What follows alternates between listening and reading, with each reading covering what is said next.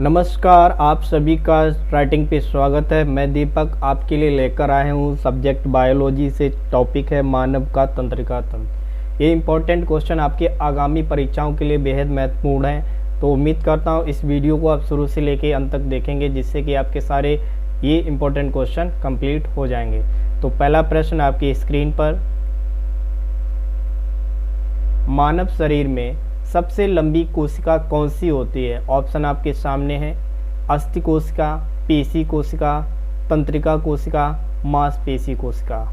तो इसमें आपका जो सबसे लंबी कोशिका होती है मानव शरीर में, तो वो होती है तंत्रिका कोशिका, जो ऐसी कोशिका है जो सबसे लंबी होती है। अगला प्रश्न, ईईजी का प्रयोग किसकी गतिविधि दर्ज करने के लिए किया जाता है? तो ऑप्शन आपके फेफड़े, मांसपेशियों, मस्तिष्क या हृदय। जो मस्तिष्क में ईईजी का प्रयोग किया जाता है, जिसकी गतिविधि दर्ज की जाती है। ईईजी को इलेक्ट्रोइंसेफेलोग्राफी भी बोला जाता है।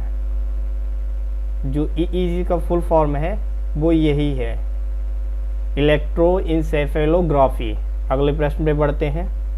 मानव की आंख में निकट दृष्टि दोष को ठीक किया जा सकता है। ऑप्शन, सही सिलेंडरी लेंस का प्रयोग करके, सही उत्तल लेंस का प्रयोग करके, सही द्विफोकसी लेंस का प्रयोग करके, सही अवतल लेंस का प्रयोग करके। तो मानव की आंख में निकट दृष्टि दोष वो ठीक किया जा सकता है सही अवतल लेंस का प्रयोग करके, इसको ठीक किया जा सकता है। ऑप्शन नंबर आपका डी सही है। अगले प्रश्न नंबर 4, न्यूरॉन क्या होते हैं?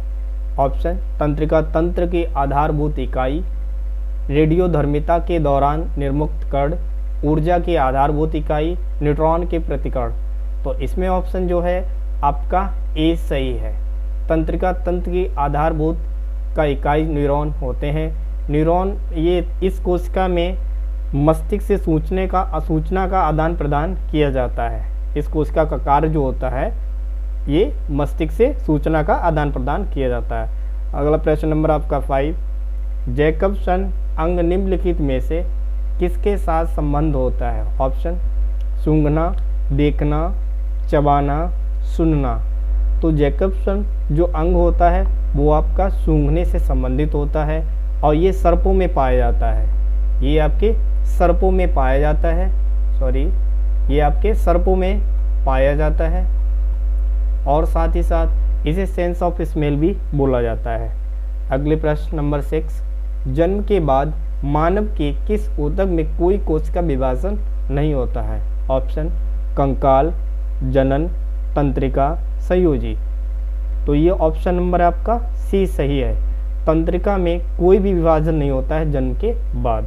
अगले प्रश्न नंबर 7, एक आदमी 10 मीटर की दूरी साफ नहीं देख सकता है।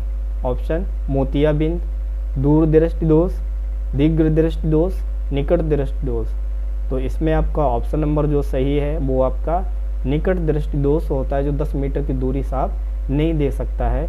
इसको मायोपिया भी बोलते हैं। क्या बोलते हैं? मायोपिया। प्रश्न नंबर आपका 8, मानव मस्तिष्क का कौन सा अंग निगलने और उगलने का नियामक केंद्र होता है? ऑप्शन, पोन्स, प्रमस्तिष्क, अनुमस्तिष्क, मेंडुला एब्लोगेटा। तो ये ऑप्शन नंबर आपका डी सही है।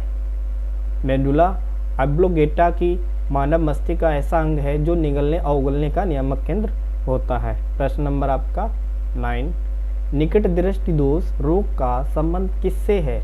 ऑप्शन, कान, फेफड़े, आँख, मस्तिष्क। तो निकट दृष्टि दोष आपका आँख से संबंधित होता है। अगला प्रश्न नंबर आपका 10, श्वसन कैसी प्रक्रिया मानी जाती है?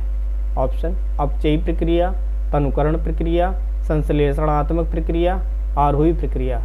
तो जो श्वसन प्रक्रिया होती है वो आपकी अपचयी प्रक्रिया मानी जाती है। प्रश्न नंबर आपका 11, जब कोई व्यक्ति रोता है तो इसके संकीर्ण के कारण नाक से जल विसर्जन होता है। ऑप्शन, लार ग्रंथ से, थायराइड ग्रंथ, अर्शकारी ग्रंथ, अस्तस्त्रवाही ग्रंथ। तो इसमें आपका ऑप्शन नंबर सी सही है।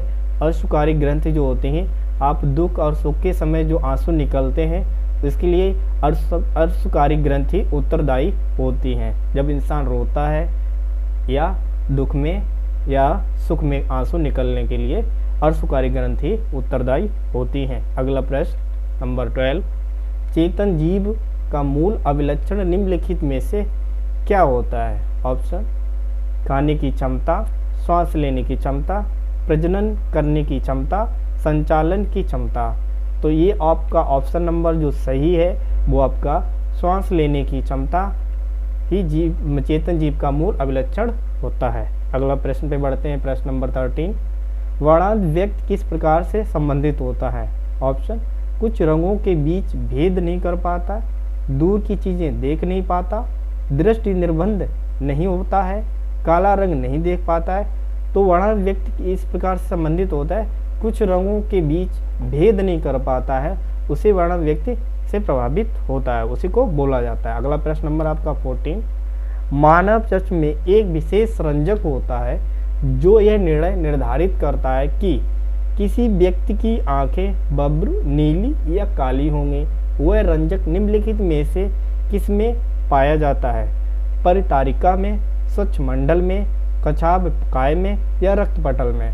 तो रक्तपटल में ये पाया जाता है रंजक। अगला प्रश्न नंबर आपका 15, सबसे अधिक अपवर्तनांक वाला आंख का अंग है, क्या है? ऑप्शन, लेंस, कछाभ, कार्निया, एक्वियस ह्यूमर। तो इसमें जो आपका ऑप्शन नंबर ए सही है, लेंस ही सबसे अधिक अंग होता है आंख का जो अपवर्तनांक होता है।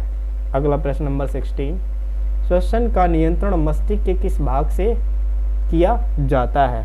तो श्वसन का जो है मस्तिष्क के ऑप्शन नंबर अनुमस्तिष्क में, अधःचेतक में, भ्राणपाली में या मंडुला एब्लोगेटा में। तो इसका जो नियंत्रण होता है मेंडुला एब्लोगेटा से ही श्वसन का नियंत्रण मानव मस्तिष्क के भाग से किया जाता है।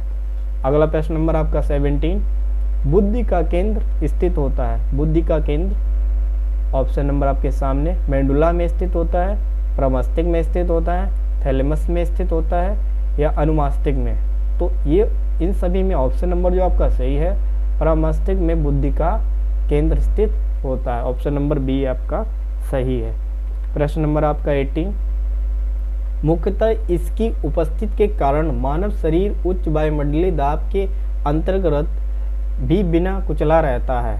तो ऑप्शन नंबर दृढ़ पेशी विन्यास, कोशिकाओं में तरल, दृढ़ इच्छा शक्ति, मजबूत कंकालीय प्रणाली। तो इन सभी ऑप्शन में आपका जो आंसर है वो आपका ए है। दृढ़ पेशी विन्यास की उपस्थिति के कारण ही मानव शरीर उच्च वायुमंडलीय दाब को अंतर्गत बिना कुचला रहता है। तो ये सारे आपके क्वेश्चन क्लियर हो चुके हैं। तो उम्मीद करता हूँ इस वीडियो को आप लाइक करें और वीडियो को साथ ही साथ चैनल को सब्सक्राइब करें, दोस्तों में शेयर करें, बेल आइकन जरूर दबाएं जिससे कि आपको नई वीडियो की अपडेशन सबसे पहले मिल सके। Thank you for watching this video. धन्यवाद।